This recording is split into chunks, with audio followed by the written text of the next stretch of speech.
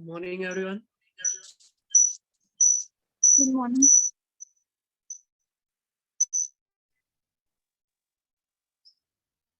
तो अभी तक हमने जो गेम ऑफ थ्योरी में या गेम थ्योरी में हमने इनिशियली हमने सैडल पॉइंट वाले न्यूमेरिकल्स देखे थे और उसके बाद हमने डोमिनेंस वाला एक न्यूमेरिकल देखा था। उसमें हमने अरिथमेटिक मेथड का यूज करके फाइनल सॉल्यूशन निकाला था। तो उसी से रिलेटेड एक और एग्जांपल हम देख लेते हैं जिसमें डोमिनेंस से हम हमारे क्वेश्चन को रिड्यूस करेंगे और फिर उसमें हम अरिथमेटिक मेथड यूज करके उसे सॉल्व करेंगे। तो जो हमारी अरिथमेटिक मेथड है और अल्जेब्रिक मेथड, दो मेथड है। एक हमने अभी तक देखी है, सबसे पहले हमने देखा सैडल पॉइंट, फिर उसके बाद डोमिनेंस से हमने रिड्यूस करा, ठीक है।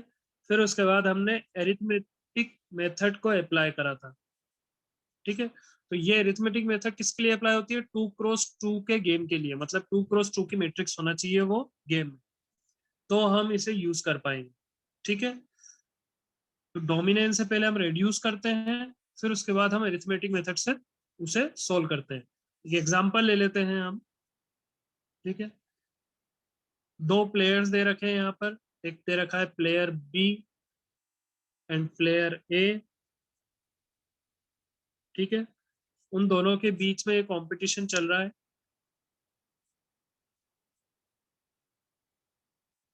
प्लेयर बी के पास 6 स्ट्रेटेजीज हैं,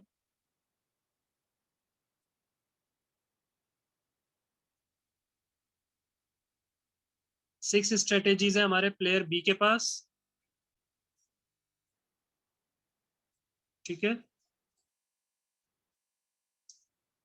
प्लेयर ए के पास 5 स्ट्रेटेजीज हैं, प्लेयर ए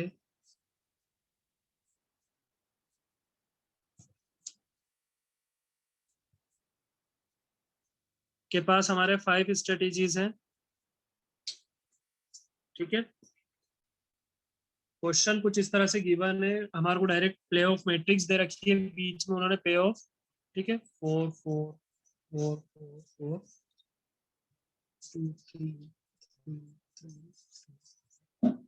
0 1 7 4 3 2 3 -5 -1 -2 1 2 1 2 2 1 2 2 2 2।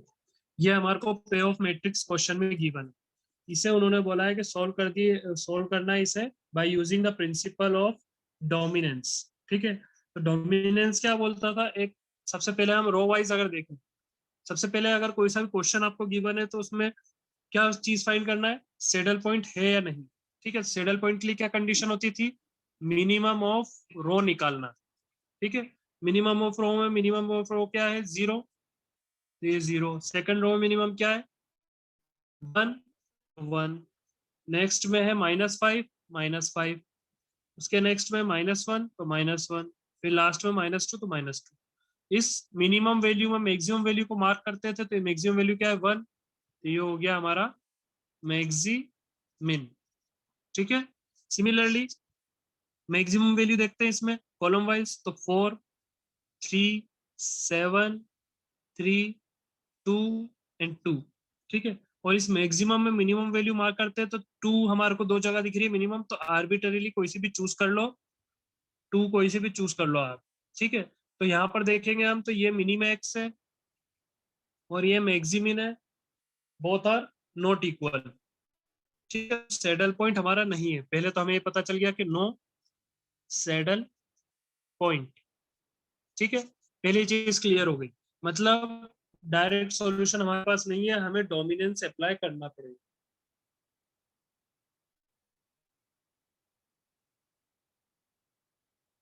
क्लियर है यहाँ तक?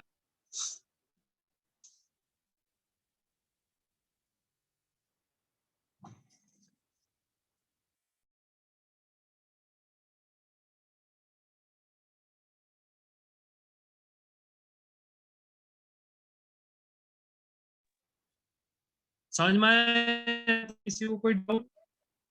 यस सर, आगे समझ। चलिए, फिर डोमिनेंस के लिए हम क्या करते थे? डोमिनेंस का मतलब होता है कि प्लेयर ए और प्लेयर बी की वो स्ट्रेटेजीज को हम एलिमिनेट कर देंगे जो वो यूज कभी करेगा ही नहीं। ठीक है, प्लेयर ए और प्लेयर बी। अब अगर हम यहाँ पे मान के चल रहे हैं प्लेयर ए जो है वो अपना प्रॉफिट को मैक्सिमाइज करने वाली स्ट्रेटेजी चलेगा, और प्लेयर बी जो है वो अपने लॉस को मिनिमाइज करने वाली स्ट्रेटेजी चलेगा। तो ऑब्वियसली बात है, जो सबसे ज्यादा लॉस इसे करेगी प्लेयर बी को स्ट्रेटेजी, ये उस स्ट्रेटेजी को नहीं चलना चाहेगा।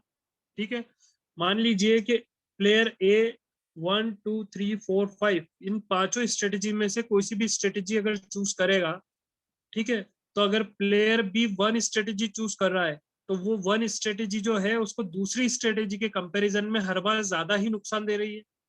ठीक है, फॉर एग्जाम्पल अगर हम स्ट्रेटेजी 2 से कंपैरिजन करें स्ट्रेटेजी 1 का प्लेयर बी के, तो हर बार जो उसको नुकसान हो रहा है वो कितना हो रहा है? 4 का, as compare to 2 and 3 of strategy 2।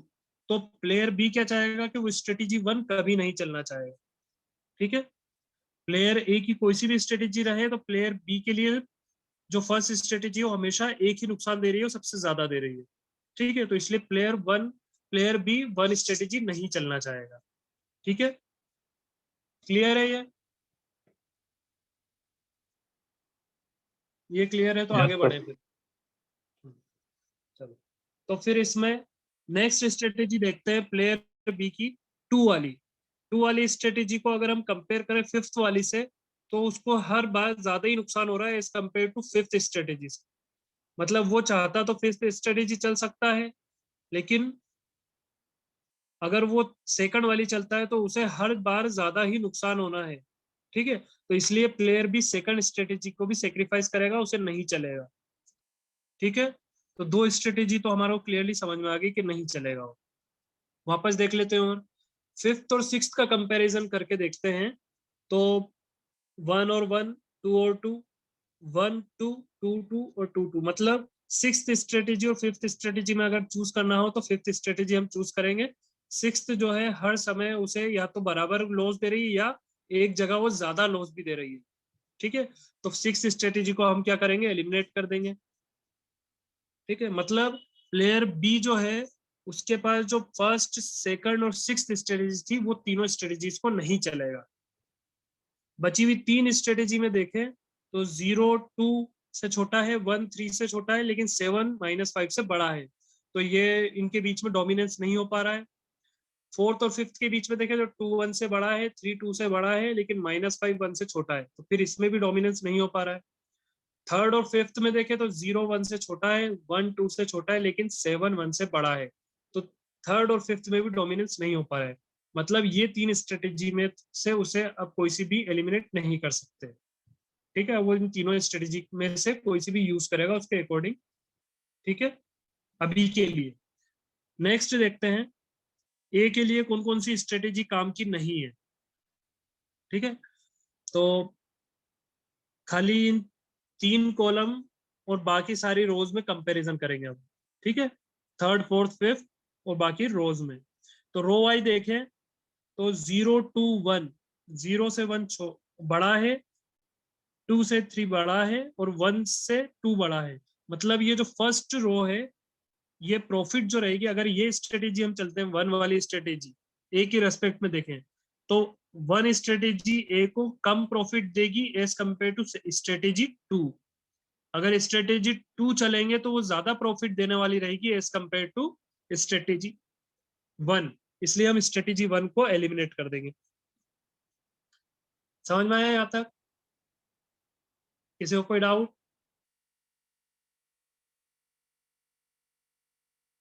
कुछ डाउट हो तो पूछ सकते हैं। हेलो हाँ प्रांजलि बोलो। सर, जैसे अपन ने लॉस में सबसे हाईएस्ट नंबर देखा, तो फिर प्रॉफिट हाँ, में सबसे लोएस्ट नंबर देखेंगे ना, तो फिर ऐसे तो ए वाली स्ट्रेटेजी फॉलो करना चाहिए। प्लेयर ए के लिए वन वाली स्ट्रेटेजी जो है सबसे कम फायदा दे रही है। ठीक है, तो हमने उसे एलिमिनेट कर दिया। सर, जैसे ठीक है, अपन ने ऐसे माना था ना कि ये जैसे फिफ्थ और सिक्स्थ में कंपैरिजन किया था, तो लॉस के लिए जो हाँ सबसे ग्रेटर नंबर है उसको हम सिलेक्ट कर रहे हैं, तो फिर प्रॉफिट के लिए भी ग्रेटर नंबर कैसे सिलेक्ट होगा? प्रॉफिट देखो, ये समझो प्लेयर बी के लिए लॉस की स्ट्रेटेजी है, मतलब वो लॉस को कम करना चाहता है। अब अगर फिफ्थ और सिक्स्थ का जो कंपैरिजन था, अब सिक्स्थ क्या दे रहा है, हर समय या तो बराबर नुकसान दे रहा है, एक जगह जाके वो ज्यादा नुकसान दे रहा है। तो हम क्या चाहेंगे कि हमारे को ज्यादा नुकसान ना हो बी के रेस्पेक्ट में। ठीक है, तो हम कम नुकसान वाली स्ट्रेटेजी को चूज करेंगे, ज्यादा नुकसान वाली स्ट्रेटेजी को हमने एलिमिनेट कर दिया। ठीक है, अब वहीं हम ए के लिए आए, तो ए जो है अपने प्रॉफिट को मैक्सिमाइज कर रहा है। तो प्रॉफिट को मैक्सिमाइज कर रहा है मतलब वो वाली स्ट्रेटेजी यूज करेगा जिसमें उसे ज्यादा से ज्यादा फायदा हो। तो 1 वाली स्ट्रेटेजी और 2 वाली स्ट्रेटेजी में जब हमने कंपेयर करा, तो यहाँ पर देखो 0 से बड़ा है 1, 2 से बड़ा है 3 और 1 से बड़ा है 2। तो मतलब ये जो स्ट्रेटेजी 1 वाली, ये उसे फायदा कम ही देगी एज कम्पेयर टू स्ट्रेटेजी 2। इसलिए हमने 1 वाली स्ट्रेटेजी को यूज नहीं करेगा प्लेयर है, तो उसे हमने एलिमिनेट कर दिया। ठीक है। Okay sir. एक चीज हमेशा ध्यान रखना, गेम थ्योरी में दो प्लेयर्स जब भी आपस में कंपटीशन करेंगे, उनके बीच में गेम होगा, तो एक को फायदा होगा और एक को नुकसान होगा। ठीक है, तो हम ऐसी स्ट्रेटेजीज उसमें कोशिश करते हैं बनवाने की जिसमें ऑप्टिमल स्ट्रेटेजी मतलब क्या, कि प्लेयर ए को अगर फायदा हो रहा हो तो वो उसका ऑप्टिमल फायदा हो या मैक्सिमम हो। ठीक है, वहीं अगर प्लेयर बी का नुकसान हो तो वो सबसे कम नुकसान हो। ऐसी स्ट्रेटेजी चूज करवाते हैं। ठीक है, तो हमने लॉस के लिए पहले देखा, अब प्रॉफिट के रेस्पेक्ट में देख रहे हैं ए के लिए। ठीक है, तो पहली वाली हमारी एलिमिनेट हो गई है। अब दूसरे के कंपैरिजन में देखते हैं, तो फर्स्ट और सेकंड और थर्ड का कंपैरिजन अगर देखेंगे, तो ये सब एलिमिनेट हो चुका है, इन्हें ध्यान ना दें। ठीक है, ये सब एलिमिनेट हो चुकी है वाली स्ट्रेटेजी। अब बस ये 3 कॉलम बचे हैं, उनमें भी ऊपर वाली स्ट्रेटेजी भी एलिमिनेट हो चुकी है। नीचे की 4 स्ट्रेटेजीज बची हैं, उसमें देखते हैं हम। तो 1 7 से छोटा है लेकिन 3 -5 से बड़ा है, तो इन दोनों के बीच में डोमिनेंस कुछ नहीं हो रहा है। फिर नीचे वाले में देखते हैं 7 4 से बड़ा है लेकिन -5 -1 से छोटा है, तो इन दोनों के बीच में डोमिनेंस नहीं हो रहा है। 4 3 से बड़ा है, -1 -2 से बड़ा है और 2 2 के बराबर है। मतलब जो स्ट्रेटेजी 5 है वो हमारे को कम प्रॉफिट दे रही है एज कंपेयर टू स्ट्रेटेजी 4, इसलिए हमने स्ट्रेटेजी 5 को कर दिया। हमारे पास अब क्या बचा, 3x3 की मैट्रिक्स बची है, तो इसे हम एक बार लिख लेते हैं। हमारे पास थर्ड, फोर्थ एंड फिफ्थ, ये स्ट्रेटेजी बची बी के लिए। ठीक है,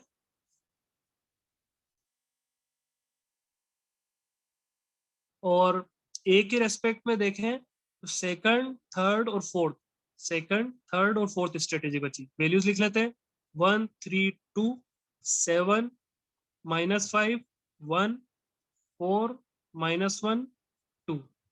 ठीक है, ये हमारे पास बची।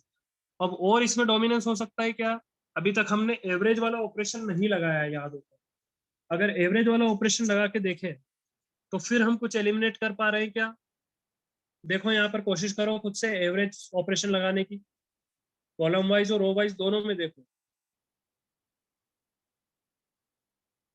एवरेज ऑपरेशन क्या था, याद करो। कॉलम वाइज देखते हैं तो 1 + 3/2, 7 - 5/2 और 4 - 1/2। तो ये क्या हो जाएगा, 3 + 1 4, 4 / 2 यानी 2 1 और 3/2। तो इसको थर्ड वाले कॉलम से कंपैरिजन करो इन वैल्यूज का। 2 2 बराबर है, 1 1 बराबर है, और 2 और 3/2 यानी ये 1.5 होता है।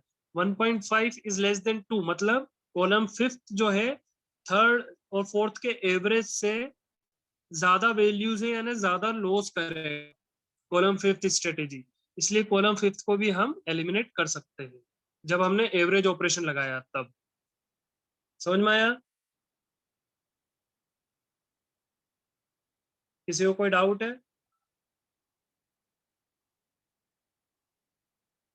सर ये एवरेज कैसे निकाला, एक बार और बताइए। एवरेज का एक और बार देख लेते हैं। हमने 3 स्ट्रेटेजी अभी तक डायरेक्ट डोमिनेंस बेसिस पर देख ली। ठीक है, हमारे को पता चल गया कि 3 स्ट्रेटेजीज ये वो चूज करना ही है उसे। अब हमने कॉलम वाइज देखा, तो कॉलम वाइज में बी क्या चाहता है, अपने लॉस को मिनिमाइज करना चाहता है, मतलब वो ऐसी स्ट्रेटेजी चलेगा जिसमें उसे कम से कम नुकसान हो। ठीक है, अब नॉर्मल डोमिनेंस है तो हमारे को 3 स्ट्रेटेजी मिली। इसके बाद हमने एवरेज स्ट्रेटेजी, एवरेज रूल का यूज करा, तो फर्स्ट 2 कॉलम का एवरेज लेके देखा, तो 1 + 3 divided by 2, 7 - 5 divided by 2, 4 - 1 divided by 2, तो उसका एवरेज जब लिया तो वैल्यू क्या आई, 2 1 1.5। ये जो वैल्यू है इसे हम कंपेयर करेंगे जो एक कॉलम रह गया था उससे, तो 2 और 2 बराबर है, 1 और 1 बराबर है, लेकिन 1.5 जो है 2 के कंपैरिजन में कम है। मतलब ये जो स्ट्रेटेजी फिफ्थ वाली, इसमें जो वैल्यूज आ रही है वो सारी क्या है, जो हमारा एवरेज निकला उससे ज्यादा है, मतलब ये कॉलम हमारे को या ये स्ट्रेटेजी यूं कहें ज्यादा नुकसान देगी चलने पर, इसलिए हम ये वाली स्ट्रेटेजी को भी अब एलिमिनेट कर रहे हैं। ठीक है, फिर इसके बाद हम रो वाइज देखेंगे। अब तो रो वाइज में क्या होता है, ए वाली स्ट्रेटेजी चूज करेगा जो सबसे ज्यादा प्रॉफिट दे। ठीक है, तो इसमें एवरेज लेके देखेंगे एक और बार हम, एक रैंडम वे में एवरेज लिया मैंने। ठीक है, आप चाहें, जैसे मैंने थर्ड और फोर्थ का एवरेज लिया था, आप चाहते तो फोर्थ और फिफ्थ का भी लेके देख सकते थे। फोर्थ और फिफ्थ का भी लेके देख लेते हैं, मैं एक बार बता देता हूँ यहाँ पे। 3 + 2 5, 3 + 2 divided by 2 which is equal to 2.5, -5 + 1 divided by 2 तो is equal to -2, -1 + 2 is equal to -1/2। ठीक है, इन दोनों का एवरेज लिया है तो उसे थर्ड कॉलम से कंपेयर करेंगे, तो 174 और वैल्यू क्या आ रही है 2.5 -2 -1/2, तो 1 से बड़ा है 2.5, लेकिन 7 बड़ा है -2 से, तो यहाँ पर डोमिनेंस नहीं हो पा रहा है। समझ में आया, जहां पर डोमिनेंस हो रहा था हमने उस कॉलम को फिर एलिमिनेट कर दिया। किस्मत की बात थी कि वो डायरेक्ट पहले वाले 2 का एवरेज लेने पर हमारे को मिल गया। हो सकता है कि पहले मैं इसका लेता वो डोमिनेंस नहीं होता, फिर मैं इसका लेता वो जाके एवरेज, फिर जाके डोमिनेंस मिलता। ठीक है, तो ऐसे करके देखना पड़ता है एवरेज। अब रो वाइज देखते हैं, तो रो वाइज हमें क्या चाहिए, प्रॉफिट। ठीक है, कि वो स्ट्रेटेजी हम चूज करेंगे जो सबसे ज्यादा प्रॉफिट देगी और उसे एलिमिनेट कर देंगे जो सबसे कम प्रॉफिट देगी। ठीक है, तो इसमें अगर एवरेज ऑपरेशन लगाए हम, तो सेकंड और थर्ड का मैं स्टार्टिंग से एवरेज लेता हूं और उसको फिर इससे कंपेयर करेंगे हम। तो 1 + 7 डिवाइडेड बाई 2, 3 - 5 डिवाइडेड बाई 2 और 2 + 1 डिवाइडेड बाई 2। ठीक है, इसमें देखें तो 7 + 1 8, 8 डिवाइडेड बाई 2 4, 3 - 5 तो -2, -2 डिवाइडेड बाई 2 -1 और 2 + 1 which is 3, 2 + 1 which is 3 and divided by 2। वैसे ये हट ही चुका है, ये वाला हमने हटा ही दिया है ना, ये वाले लेने की जरूरत ही नहीं है, कॉलम फिफ्थ हमारा रिमूव हो चुका है। तो इसमें देखें तो 4 और -1 इसको कंपेयर करते हैं हमारी फोर्थ से, तो वो बराबर ही आ रहा है। तो ये वाली अगर स्ट्रेटेजी नहीं भी चले तो हमें कोई फर्क नहीं पड़ेगा, क्योंकि अल्टीमेटली जो बची हुई 2 स्ट्रेटेजी है उनके बराबर ही हमारे को जो प्रॉफिट है वो दे रहा है, इसलिए हमने इसे भी रिमूव कर दिया। ठीक है, तो स्ट्रेटेजी 4 भी एलिमिनेट हो चुकी है, फिफ्थ भी होगी, तो अब हमारे पास क्या बची है, बस थर्ड एंड फोर्थ और सेकंड एंड थर्ड। यहां तक किसी को कोई डाउट हो तो पूछ सकता है।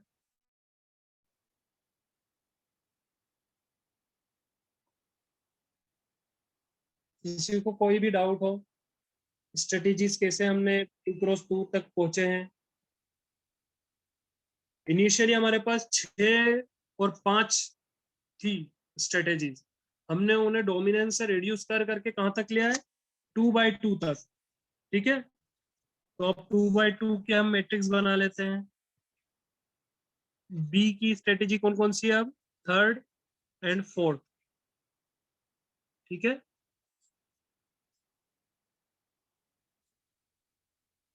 ठीक है, और सेकंड एंड थर्ड एक ही स्ट्रेटेजी है, और 1 3 7 -5।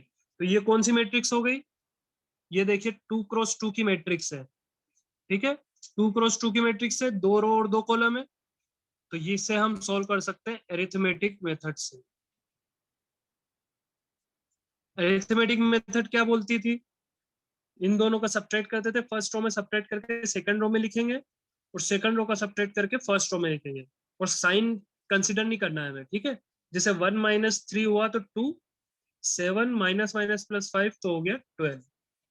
वैसे ही कॉलम वाइज भी लिख सकते हैं, 7 - 1 6, -5 -3 तो 8, साइन नहीं लिखना है, ठीक है।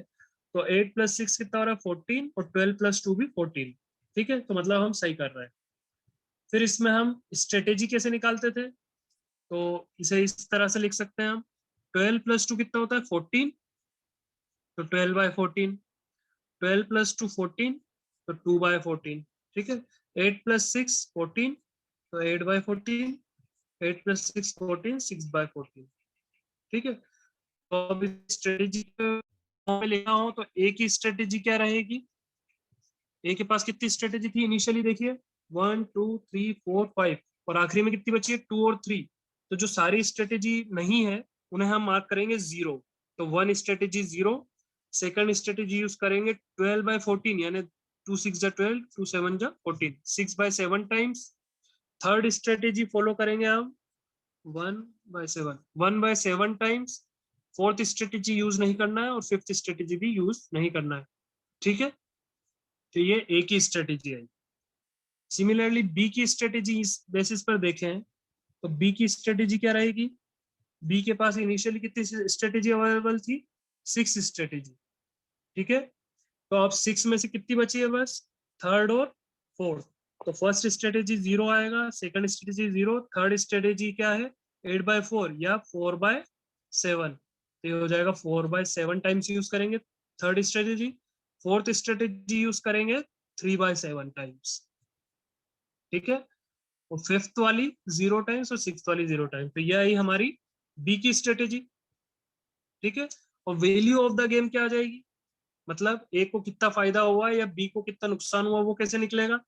तो 1 × 8 + 3 × 6 डिवाइडेड बाय 8 + 6, ऐसे डायरेक्ट 1 × 8 + 6 × 3 डिवाइडेड बाय 8 + 6, ठीक है। तो ये क्या हो जाएगा 8 + 18 divided by 14 which is equals to 26 divided by 14, या इसे बोलें 13/7। तो 13/7 आपकी क्या वैल्यू ऑफ द गेम है, मतलब 13/7 का ए को फायदा होगा और 13/7 का ही ए बी को नुकसान होगा।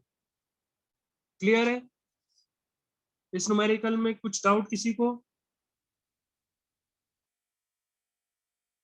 एनीबॉडी, कुछ भी डाउट हो। हेलो हाँ प्रांजलि बोलो। सर, अगर ये 14 इक्वल नहीं आता तो फिर क्या करते। 14 इक्वल नहीं आता मतलब आपने कुछ ना कुछ स्ट्रेटेजी गलत कट करी है।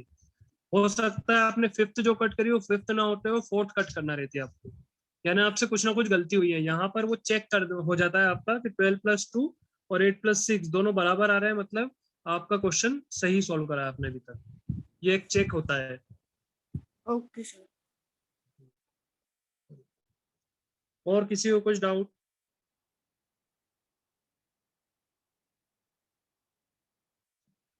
चलिए, तो 2 × 2 मैट्रिक्स के लिए हमने अरिथमेटिक मेथड यूज करी। एक और मेथड है जिसका नाम है अलजेब्रिक मेथड, जो कि आपके सिलेबस में गिवन है, उसे हम देख लेते हैं उससे कैसे सॉल्व करते हैं, ठीक है। तो अलजेब्रिक मेथड भी जो है वो हम 2 × 2 के लिए यूज कर रहे हैं।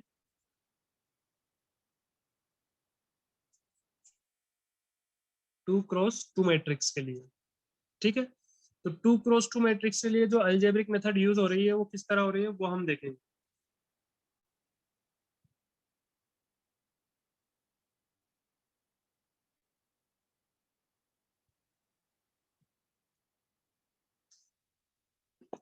एक ऐसे ही एग्जांपल ले लेते हैं 2 × 2 मैट्रिक्स का।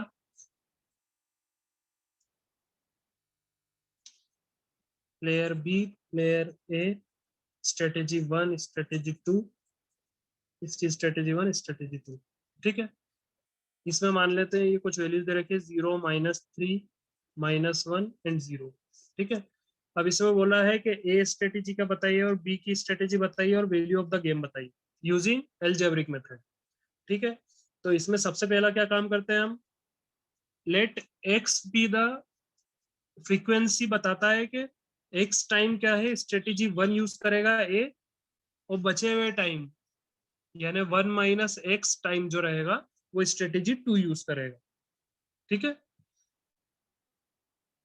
इसे इस तरह से लीजिए, एक्स क्या है, फ्रैक्शन ऑफ टाइम, कि इतने फ्रैक्शन वो एक्स फ्रैक्शन वो स्ट्रेटेजी 1 यूज करने वाला है, और 1 माइनस एक्स फ्रैक्शन जो है वो स्ट्रेटेजी 2 यूज करने वाला है।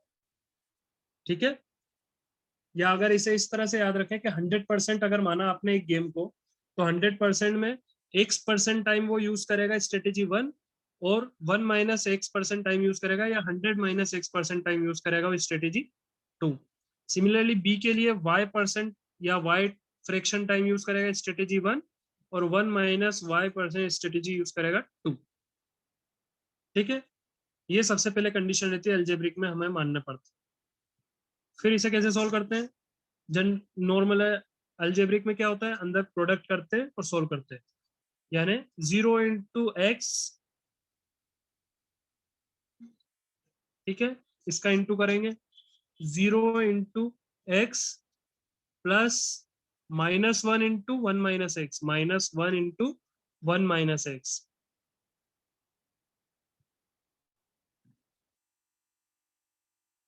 ठीक है, ये एक इक्वेशन ये बनेगी, और एक इक्वेशन क्या बनेगी आपकी, -3 into x plus 0 into 1 minus x. इन दोनों को क्या कर देंगे हम, इक्वेट। ठीक है, इन दोनों को हम कर देंगे इक्वेट।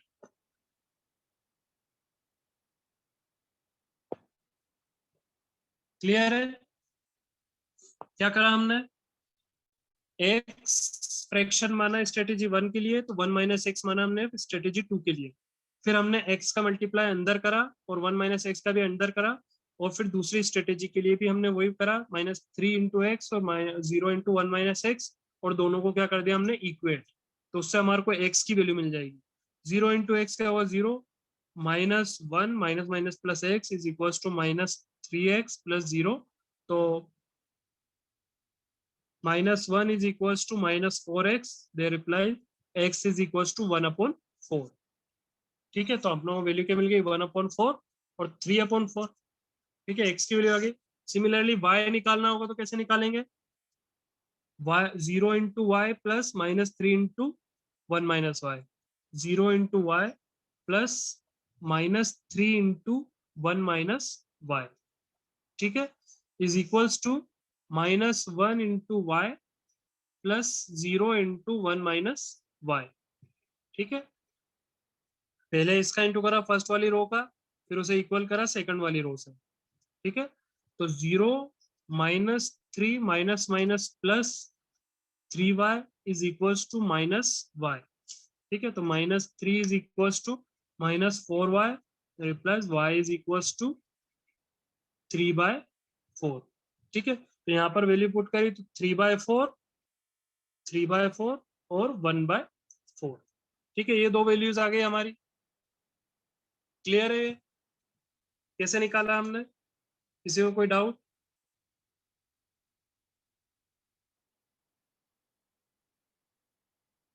अब वैल्यू ऑफ द गेम निकालना होगा तो क्या करेंगे, जो वैल्यूज आई हैं उसको इस तरह से लिखेंगे,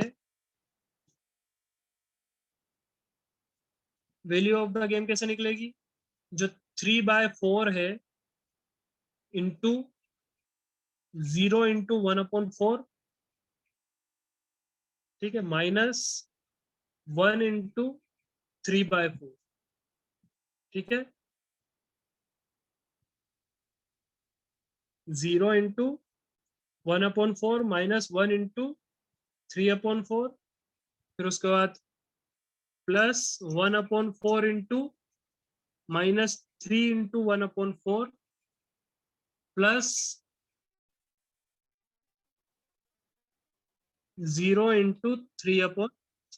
तो ये जो वैल्यू आएगी हमारी फाइनल आएगी -9/16 और -3/16, ठीक है, which is equal to -12/16 which is equal to -3/4। कैसा आया है देख लीजिए, इधर रो वाइज देखिए, 3/4 है तो 3/4 का इंटू कर दिया, इंटू 0 × 1/4 -1 × 3/4, 0 × 1/4 -1 × 3/4 प्लस 1/4 इंटू -3 × 1/4 प्लस 0 × 3/4, ठीक है, और सारी वैल्यूज हमारी वैसे आगे सॉल्व कर लें।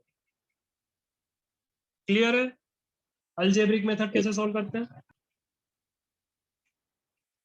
किसी को कोई डाउट?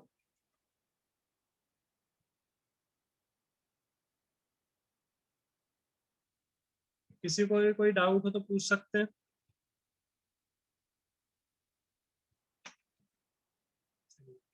तो अभी तक हमने देखा सैडल पॉइंट फाइंड करना, फिर उसके अलावा हमने देखा डोमिनेंस से रिड्यूस करना मैट्रिक्स को, और अगर वो 2x2 फॉर्म में हो जाती है तो उसे अरिथमेटिक मेथड और अलजेब्रिक मेथड से सॉल्व करना।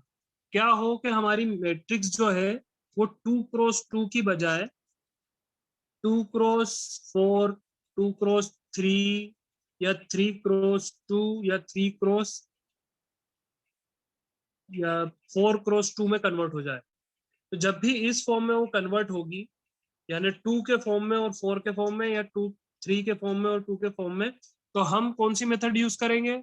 एक होती है सब गेम मेथड और एक होती है ग्राफिकल मेथड, ठीक है। तो हम हमारे सिलेबस में जो मेंशन है वो क्लियरली मेंशन है ग्राफिकल मेथड, लेकिन आप सब गेम में देख लेंगे इजी मेथड है, क्योंकि आपको एमसीक्यूज क्वेश्चन आएंगे तो ये ज्यादा जल्दी आपको आंसर आपका करवा देगी सब गेम, ठीक है।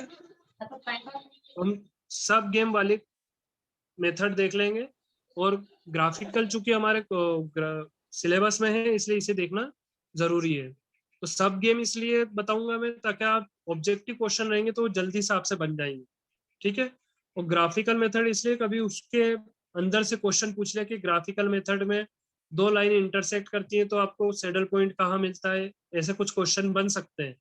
तो इसलिए हम ग्राफिकल मेथड भी देखेंगे और सब गेम भी देखेंगे। हालांकि सब गेम आपके सिलेबस में मेंशन नहीं है, बट एमसीक्यू में जल्दी आंसर लाने के लिए सब गेम बहुत अच्छी मेथड है, ठीक है। तो हम ये नेक्स्ट लेक्चर में ये वाली मेथड देखेंगे। इसे हम बोलते हैं 2x n या m×2 वाले क्वेश्चंस को सोल्व करने के लिए सब गेम और ग्राफिकल मेथड। 2x2 के लिए कौन सी थी? अलजेब्रिक या अरिथमेटिक मेथड, ठीक है। एक और चीज, हमने जो अरिथमेटिक मेथड देखी इसका दूसरा नाम होता है ऑडमेन मेथड। कभी क्वेश्चन आपके उसमें आ जाए कि ऑडमेन मेथड से क्या वैल्यू आ रही है गेम की, तो वो बताओ। तो अरिथमेटिक मेथड, ऑडमेन मेथड जो होती है वो आपकी एक ही होती है, ठीक है। तो बस यही था हमारा आज के लिए। नेक्स्ट लेक्चर में हम ग्राफिकल और सब गेम मेथड डिस्कस करेंगे। किसी को कोई क्वेरी डाउट हो कुछ भी तो पूछ सकते हैं।